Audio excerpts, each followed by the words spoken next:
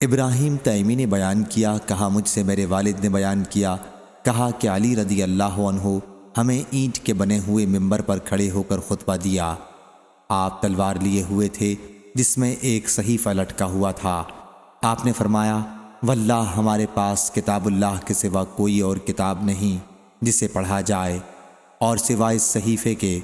پھر انہوں نے اسے کھولا تو اس میں دیت میں دیے جانے والے اونٹوں کی عمروں کا بیان تھا کہ دیت میں اتنی اتنی عمر کے اونٹ دیے جائیں، اور اس میں یہ بھی تھا کہ مدینہ طیبہ کی زمین عیر پہاڑی سے سور پہاڑی تک حرم ہے، پس اس میں جو کوئی نئی بات بدعت نکالے گا اس پر اللہ کی لعنت ہے، اور فرشتوں کی اور تمام لوگوں کی۔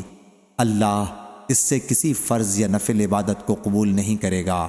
اور اس میں یہ بھی تھا کہ مسلمانوں کی ذمہ داری عہد یا امان ایک ہے، اس کا ذمہ دار ان میں سب سے ادنیٰ مسلمان بھی ہو سکتا ہے، پس جس نے کسی مسلمان کا ذمہ توڑا اس پر اللہ کی لعنت ہے، اور فرشتوں کی اور تمام لوگوں کی۔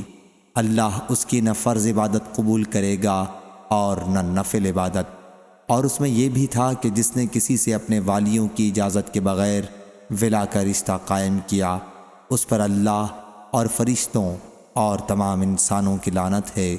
اللہ نہ اس کی فرض نماز قبول کرے گا نہ نفل۔ صحیح بخاری حدیث نمبر 7300۔